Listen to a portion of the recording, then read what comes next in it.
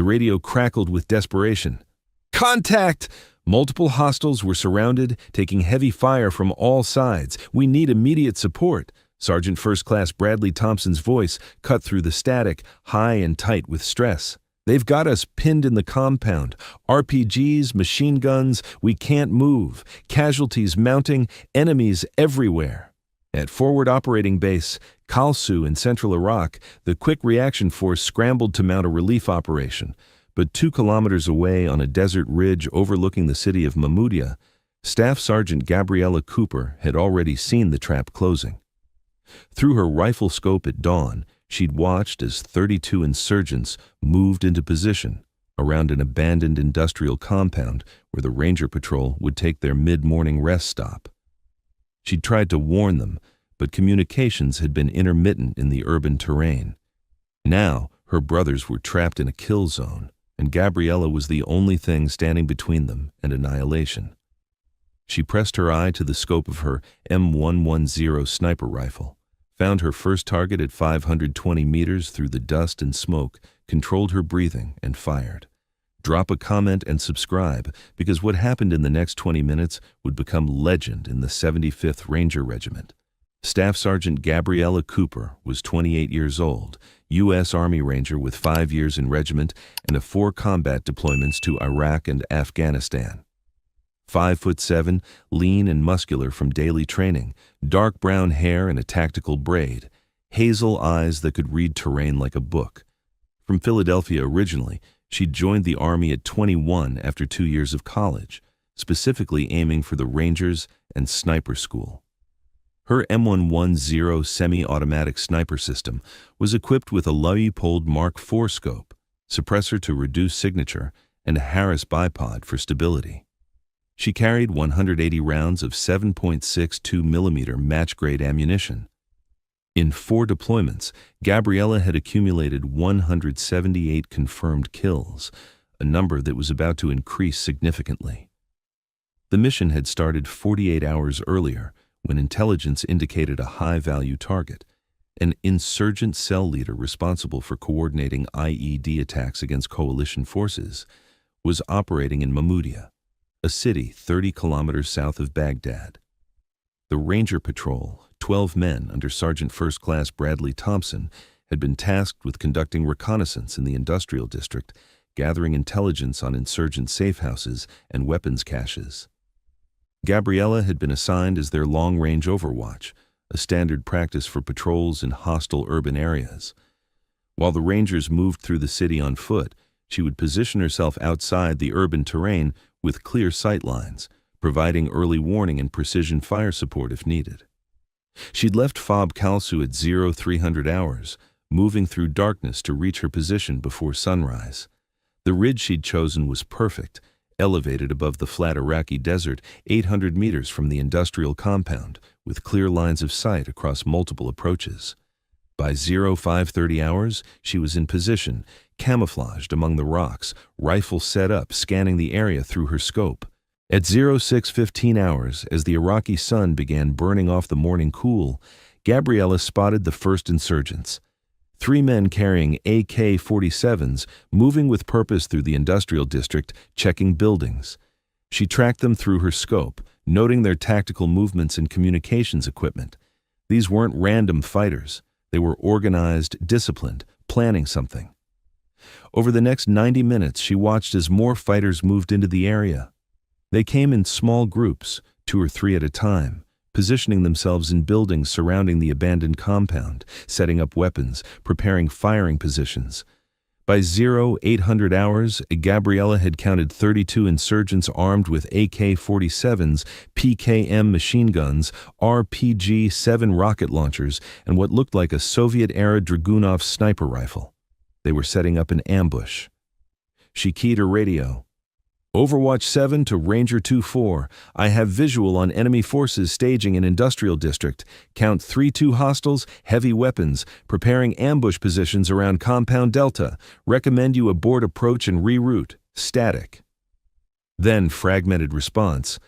"Ranger 2-4. Copy. Interference heavy. Continuing to checkpoint." The urban terrain was blocking radio communications.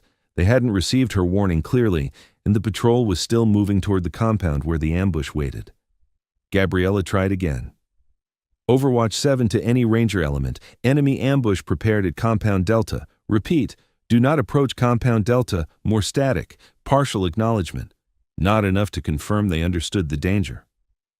At 0830 hours, Thompson's patrol entered the compound through the southern gate, seeking a defensible position to conduct their planned communications check with headquarters.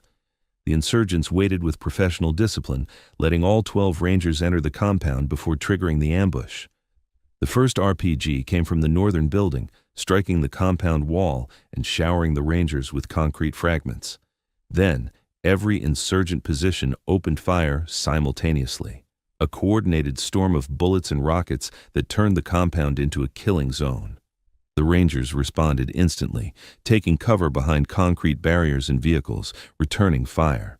But they were outnumbered nearly 3-1, surrounded on all sides with no clear escape route. That's when Thompson's desperate radio transmission cut through. Enemies everywhere. Gabriella had already acquired her first target.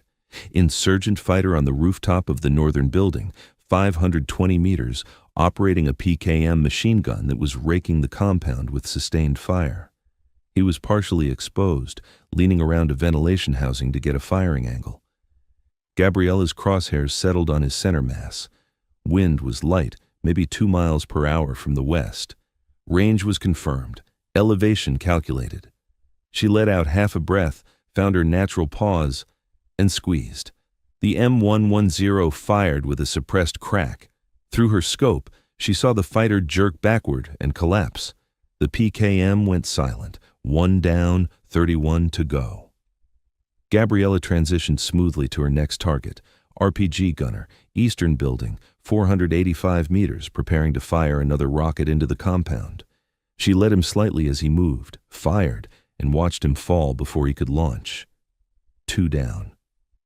Third target, insurgent commander on the western building rooftop, 540 meters, directing fighters with hand signals and radio. Gabriella's round caught him high in the chest. He dropped, and the radio fell from his hand. 3 down. The Rangers in the compound were fighting desperately, but Gabriella's intervention was already changing the engagement dynamics. Insurgents, who'd been confidently pouring fire into the compound, were suddenly dying from an invisible shooter, struck down without warning from outside the city. Fourth target, PKM gunner, southern position, 505 meters, down. Fifth target, Dragunov sniper on the northeastern roof, 610 meters, the most dangerous threat to both Rangers and to Gabriella herself.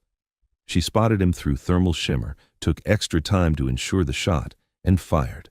The enemy sniper crumpled behind his rifle, 5 down in 90 seconds. In the compound, Sergeant First Class Bradley Thompson coordinated his team's defense. He was 36 from Georgia, 14 years in the Army, 10 in regiment. Battle-hardened, experienced, exactly the kind of NCO who could hold a team together when everything went to hell. His face was weathered from years in the desert sun, his movements economical and precise, even under fire. "Second team, suppress that eastern building," he shouted over the gunfire, his southern accent thickening under stress. "First team, prepare smoke for withdrawal." Specialist Andre Foster, 24, from Brooklyn, on his third deployment, was laying down covering fire with his M4 when he noticed the change. The former college football player moved with surprising agility for his size, ducking behind cover as rounds cracked overhead. "Sergeant! Those PKM positions are going quiet. Something's different." Sergeant Logan Hayes, 27, from Montana, the team's breacher and demolitions expert, pointed at the northern building with his free hand while maintaining his weapon with the other. His calm under fire came from growing up hunting in the Rockies, where patience and precision were second nature. "That machine gunner just dropped. Nobody from our position hit him. Round came from outside." Thompson understood immediately. Someone was out there, providing overwatch they hadn't known they had. He keyed his radio. "Any friendly sniper elements on our position?" Gabriella's calm voice came back. "Overwatch 7. I have your position, Ranger 2-4. Continue engaging targets in your immediate area. I'm clearing the outer perimeter. Thompson felt hope surge through his chest. A sniper. Thank God. Overwatch 7, we have 12 Rangers pinned in Compound Delta, multiple casualties, need to extract ASAP. Roger, 2-4, I'm working the problem. Keep your heads down. Gabriella continued her systematic dismantling of the ambush. Her training had programmed her to prioritize heavy weapons first, then leadership, then anyone threatening friendly forces. She executed the plan with mechanical precision. 6th target, RPG team, northern building, 530 meters. Gunner down. Loader fled without the weapon. 7th target, fighter with AK-47 attempting to flank the compound from the east, 445 meters. Down before he reached his position. 8th target, PKM gunner who'd repositioned to southern building, 525 meters. Down. But the insurgents weren't giving up. Having realized a sniper was destroying their ambush, several fighters began trying to locate Gabriella's position. Bullets started hitting rocks around her ridge, kicking up dust and stone chips as they fired blind toward the high ground. Gabriella didn't flinch. She'd been under fire before. Incoming rounds cracked overhead or sparked off rocks, but her position was well chosen with excellent cover. She continued engaging targets with disciplined precision. 9th target, fighter with binoculars on western roof, 555 meters, trying to spot her. She eliminated him before he could identify her exact location. 10th target, insurgent attempting to move an RPG to a better firing position, 490 meters, down. 11th target, fighter coordinating others via radio, 510 meters, down. In the compound, Thompson was organizing a fighting withdrawal. The Rangers moved in coordinated teams, one group providing covering fire while another prepared to move. Classic infantry tactics executed under extreme pressure. Corporal Tyler Blake, 22 from Texas, youngest in the patrol and newest to regiment, was terrified but functioning, his training overriding the fear that threatened to freeze him. His hands shook slightly as he changed magazines, but he kept his rifle steady, firing controlled bursts at muzzle flashes in the buildings. He'd grown up on a ranch and knew how to shoot, but this was different from shooting coyotes back home. Staff Sergeant Vincent Ramirez, 33 from California, veteran of 4 deployments, weapons squad leader, directed his machine gunner with hand signals while simultaneously coordinating with Thompson via radio. His tactical vest was scorched from a near-miss RPG, but he ignored the close call, focused entirely on getting his team out alive. He'd seen too many Rangers die in ambushes. This wasn't going to be another one. Pop smoke, Thompson ordered. White smoke grenades deployed, creating a screen between the Rangers and insurgent positions. The compound filled with swirling white clouds that obscured vision, but also provided the Rangers cover to reposition. Gabriella watched the smoke billowing up from the compound and adjusted her tactics. The smoke made direct observation difficult, but she could still see muzzle flashes from insurgent positions outside the cloud. She continued engaging targets at the perimeter. 12th target, fighter attempting to move closer to the compound under cover of smoke, 455 meters. She caught him between buildings, down. 13th target, PKM position that had relocated to northeastern building, 595 meters, down. Thompson's voice on radio. Overwatch 7, we're preparing to move to the western wall for breach and extract. Can you suppress the western positions? Roger 2-4, I have clear lines on western building. Any enemy that shows themselves, I'll drop them. Understood. Moving in 30 seconds. Gabriella shifted her aim to the western building, scanning through her scope for targets. She spotted 3 insurgents repositioning on the roof, preparing to fire down at the Rangers' planned escape route. She engaged rapidly. 3 shots in 8 seconds, 3 targets down. The insurgents' plan to ambush the Rangers' withdrawal was eliminated before it could execute. Western roof clear, Gabriella transmitted. You're good to move. The Rangers advanced through the smoke toward the western wall, moving in textbook fire and maneuver formations. Ramirez's machine gun team laid down suppressive fire while assault teams bounded forward in 3 to 5 second rushes. Gabriella covered their movement, her crosshairs tracking across rooftops and windows, looking for any threat. Movement at 520 meters, insurgent with RPG appearing in a window. She fired before he could aim. Down. Movement at 485 meters, fighter trying to get angle on the moving Rangers, down before he could fire. The Rangers reached the western wall. Sergeant Hayes, the team's breacher, placed a charge on the wall while others provided security. His hands were steady as he set the DT cord, muscle memory from dozens of breaches taking over. The explosion blew a hole large enough for men to pass through single file. "Breaching!" Thompson called. Rangers poured through the hole into the alley beyond, establishing a security perimeter. The wounded were carried through, 3 men with shrapnel injuries from the initial RPG strikes, none critical, but all needing medical attention. Corporal Blake helped carry one of the wounded, his fear forgotten in the urgency of saving his brothers. But the insurgents weren't letting them escape easily. Fighters from the southern positions were moving to intercept, trying to cut off the Rangers in the narrow alleys of the industrial district.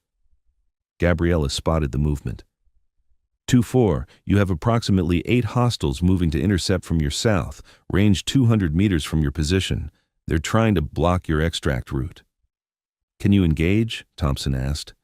"Negative, they're too close to your position and buildings are blocking my line of sight. You'll have to handle them directly." "Roger, all elements, hostiles approaching from south." The Rangers set up a hasty ambush in the alley. When the 8 insurgents came around the corner, they walked directly into a wall of precisely aimed rifle fire from prepared positions. Foster's size and strength allowed him to hold his M4 rock steady, putting controlled pairs into targets with devastating accuracy. Hayes had positioned himself at a critical angle, catching the insurgents in a crossfire they couldn't escape. The brief firefight lasted 15 seconds. All 8 insurgents went down, and the Rangers continued their withdrawal. They moved through the industrial district toward the desert edge where they could link up with the quick reaction force that was finally approaching from Fob Kalsu.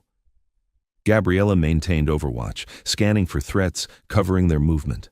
A group of 5 insurgents on a rooftop tried to engage the withdrawing Rangers. Gabriella eliminated 3 of them in rapid succession at ranges between 540 and 580 meters. The remaining 2 abandoned their position and fled. Thompson's patrol reached the edge of the industrial district and took up defensive positions in a cleared area, waiting for vehicle extract. They'd successfully broken contact with the enemy, all 12 Rangers still alive despite being trapped in a kill zone for 23 minutes. Gabriella had one more task to complete. Back in the industrial district, remaining insurgents were regrouping, potentially preparing to pursue the Rangers or ambush the incoming QRF.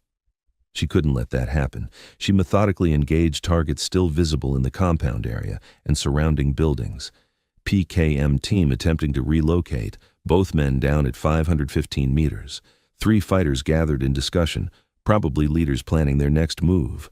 All 3 down in 5 seconds at 495 meters. Insurgent attempting to recover weapons from fallen comrades, down at 530 meters. By the time the QRF vehicles arrived, 4 strikers with a full platoon, the ambush site was quiet. Gabriella had fired 127 rounds and achieved 38 confirmed enemy kills, with 11 additional probable kills from targets she'd engaged but couldn't confirm due to smoke and distance. The ambush force of 32 had been reduced to scattered survivors fleeing into the city. Thompson's voice came over radio. "Overwatch 7, this is Ranger 2-4. All personnel accounted for, casualties are stable, preparing for vehicle extract. Request you join us at pickup point for return to base." "Roger 2-4, moving to your location now."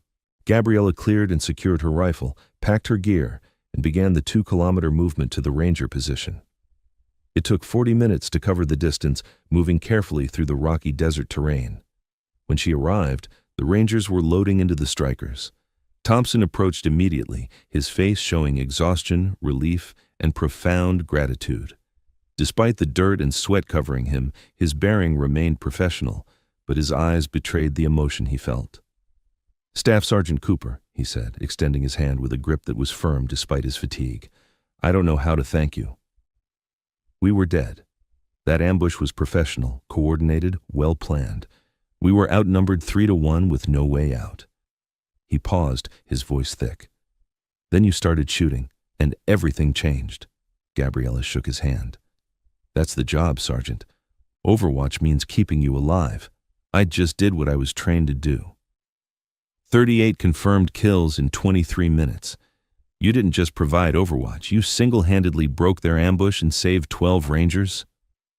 Corporal Blake approached, his young face showing the strain of his first serious combat. His hands were still shaking slightly from adrenaline, but he stood tall, meeting Gabriella's eyes. Ma'am, I was sure we weren't making it out. I'm not going to lie, I was scared. When those machine guns went quiet and the RPG team stopped firing, I realized someone was up there shooting for us. His voice cracked slightly. Thank you for bringing us home, for keeping me alive to see my family again. Staff Sergeant Ramirez joined them, his tactical vest still showing scorch marks. His weathered face broke into a grateful smile. Cooper, I've worked with snipers from every branch, SEALS, Marines, Delta, you name it. What you did today was beyond extraordinary. The precision under fire, the speed of engagement, the target priority. You didn't just support us, you saved us. You changed an impossible situation into a survivable one.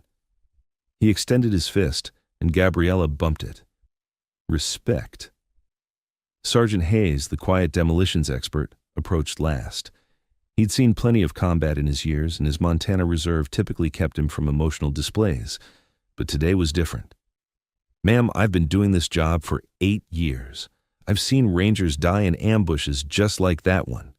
The only reason we're standing here talking is because you were on that ridge. You didn't miss. You didn't hesitate. You just kept shooting until we were safe. He nodded with deep respect. You're a true Ranger. Thank you. Specialist Foster, the big former football player, came over with a grin despite his exhaustion. Staff Sergeant, I owe you a beer. Hell, I owe you a whole case. You just gave me the chance to go home and see my girl. Maybe start that family we've been talking about. I won't forget this. Gabriella looked at the 12 Rangers, tired, dirty, some wounded, but all alive. Every one of them would go home to their families, their futures, their lives, because she'd been on that ridge today. The weight of that responsibility and the satisfaction of meeting it filled her chest. Rangers lead the way. I just make sure the path is clear. That's what we do for each other. We watch out for our brothers and sisters. Always. Thompson's voice was gruff with emotion. You're one of us, Cooper. Not because of the tab on your shoulder, but because you proved it today. When we needed someone most, you were there. That's what being a Ranger means. The convoy back to Fob Kalsu moved through the Iraqi desert, the strikers maintaining security formation, gunners scanning for threats. Gabriella rode in Thompson's vehicle, her rifle secured, finally allowing herself to feel the exhaustion from 30 hours without sleep and sustained combat. Her shoulder was bruised from rifle recoil, her eyes were strained from hours behind the scope, and her body ached from maintaining prone position on the rocky ridge. Thompson sat across from her, studying her with curiosity and respect. Can I ask you something? When you saw that ambush being set up this morning, when you realized we were walking into it and communications were too broken to warn us effectively, what were you thinking? Gabriella considered the question carefully. I was thinking about how to maximize effectiveness from my position, counting targets, identifying priority threats, calculating ranges and angles. I was thinking about which targets to engage first to cause maximum disruption to their plan. Heavy weapons had to go first. Those PKMS and RPGS could wipe out the entire patrol in seconds.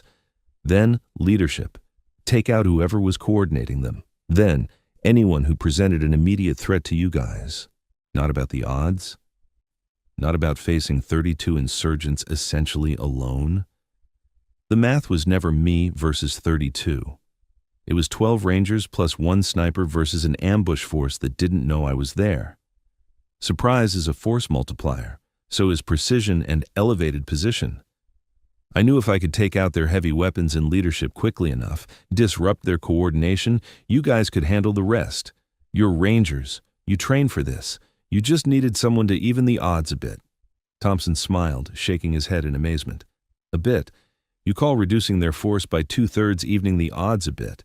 You Rangers snipers are a different breed. Ice water in your veins. Just training and experience. Fear is information. It tells you the stakes matter and you need to be at your best. You acknowledge it, then you compartmentalize it and do your job. I couldn't afford to be afraid when you guys were depending on me. Hayes, sitting nearby, spoke up. What was going through your head with each shot? Were you thinking about the person you were shooting, or just the target? Gabriella was quiet for a moment, choosing her words carefully. I'm thinking about you guys, about keeping you alive. The targets are threats to my brothers, and eliminating threats is my job. I'm not thinking about the person. I'm thinking about the weapon system they're operating, the danger they represent, and the most efficient way to neutralize that danger. That's how I can do this job without it destroying me, by focusing on protecting my team rather than on taking lives. Foster leaned forward. How do you stay so calm? I mean, you were taking fire. Bullets were hitting all around your position. How do you not panic? Training, Gabriella said simply. Thousands of hours of training until the movements become automatic. Your body knows what to do even when your conscious mind might want to panic. And experience. This wasn't my first firefight. I've learned to trust my training and my position. I knew that Ridge provided good cover, that my camouflage was effective, that the insurgents were firing blind at my general area without having a precise fix on my location. So I stayed calm, stayed in position, and kept working the problem. Blake, the youngest ranger, asked quietly, Does it ever get easier? The fear, I mean. I was terrified today. Gabriella looked at him with understanding. Fear is normal. It's healthy. It keeps you alert and focused. The fear never really goes away. You just get better at functioning with it. What changes is your confidence in your training and your team. You learn to trust that you've been prepared for these situations, that your brothers have your back, and that if you do your job, you'll make it through. She paused. You did good today, Blake. You stayed in the fight, you followed orders, you took care of your teammates. That's all anyone can ask. The debriefing at FOB Kalsu lasted 5 hours. Gabriella sat across from Lieutenant Colonel Patricia Henderson, the battalion commander, a combat veteran with 18 years of service who'd come up through intelligence before transitioning to command, along with the operations officer, Major David Kim, and the senior intelligence analyst, Captain Rachel Foster. They walked through every detail of the engagement with methodical precision. Gabriella used aerial photographs to show her position, the insurgent positions, her fields of fire, and each target she'd engaged. Captain Foster cross-referenced her account with signals intelligence, drone footage, and after-action reports from Thompson's patrol. 38 confirmed kills, Major Kim said, studying the data with evident amazement. His analytical mind was struggling to process the numbers. Average engagement range of 520 meters, combat duration of 23 minutes under active fire directed at your position, 94% hit rate under combat conditions.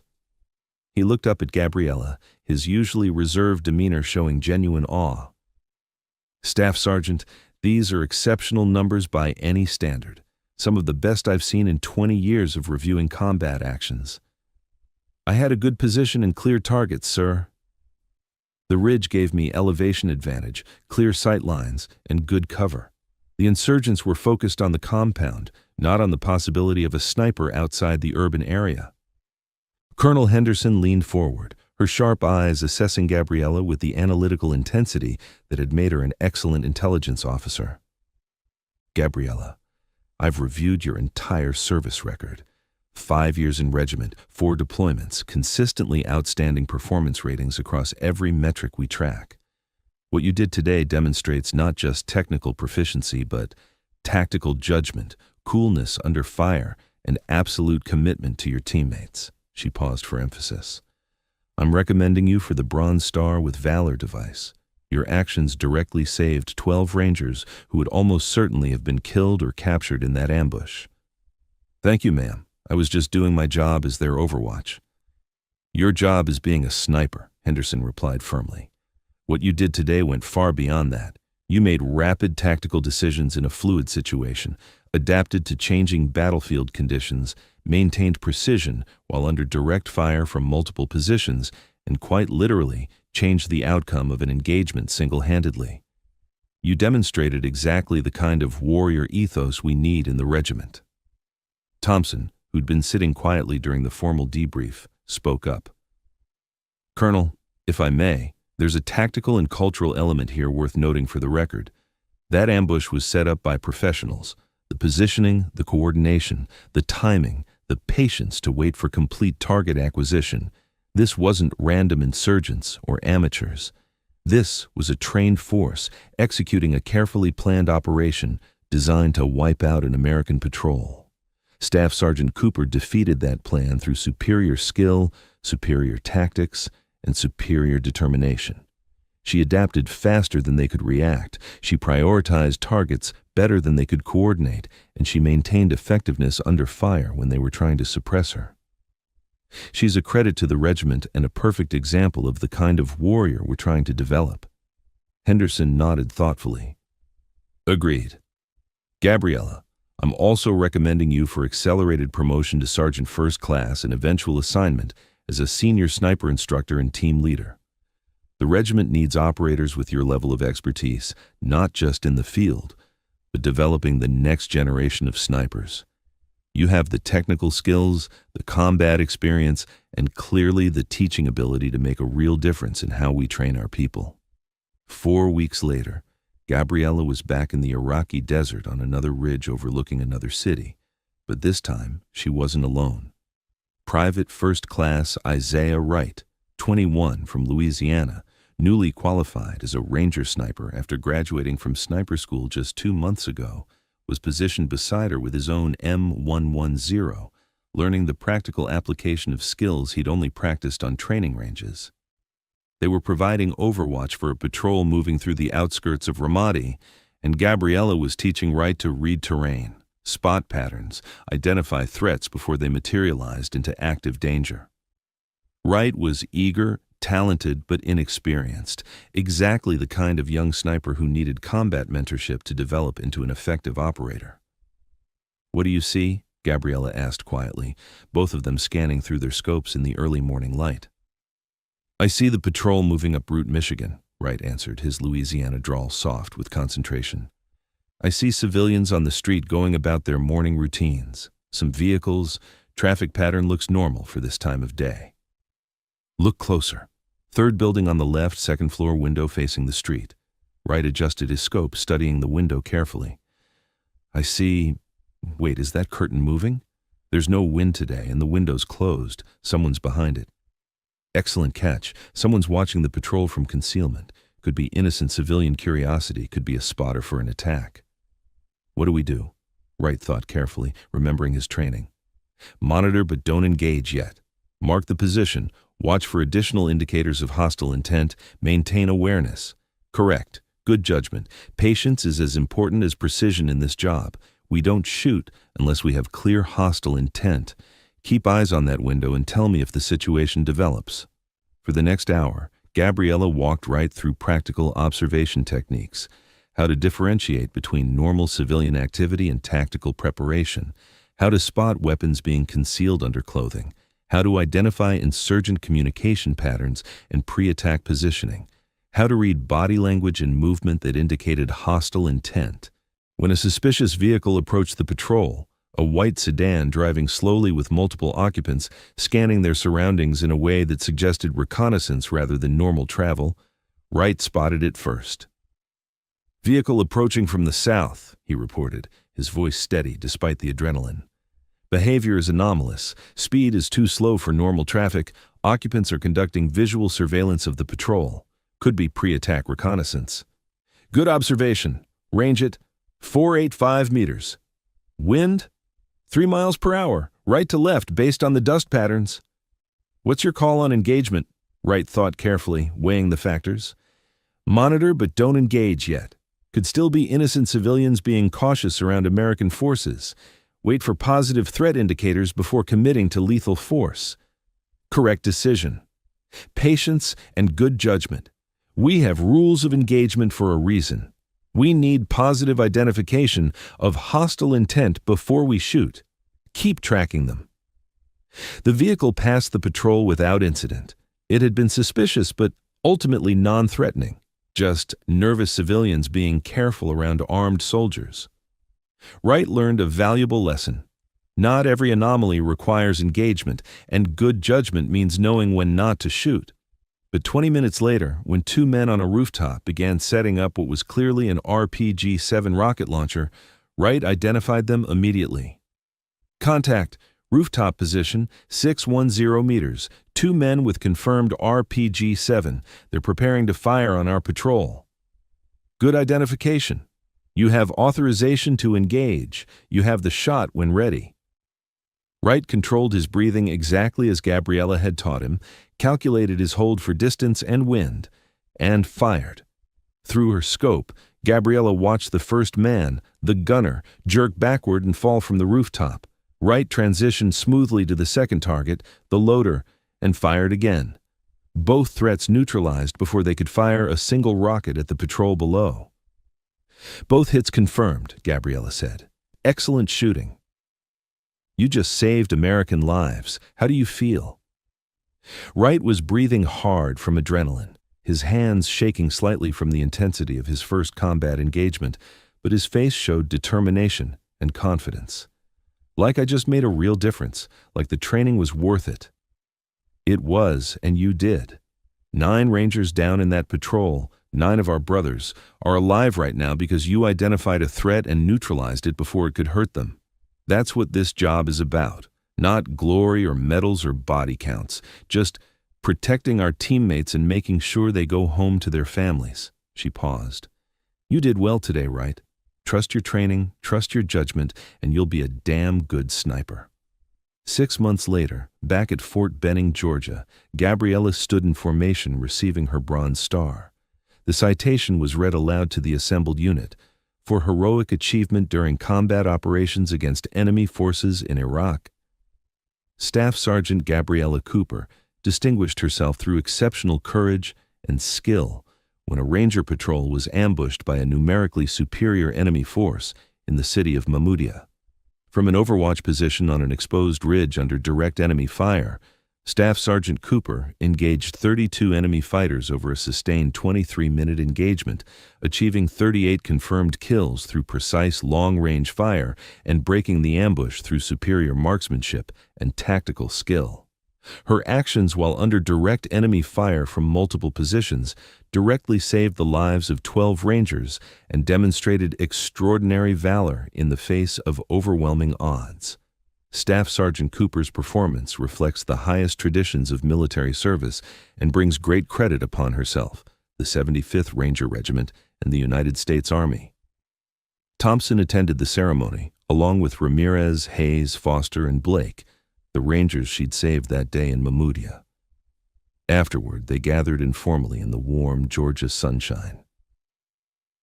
You know your story's being told at Ranger School now, right? Ramirez said with a grin.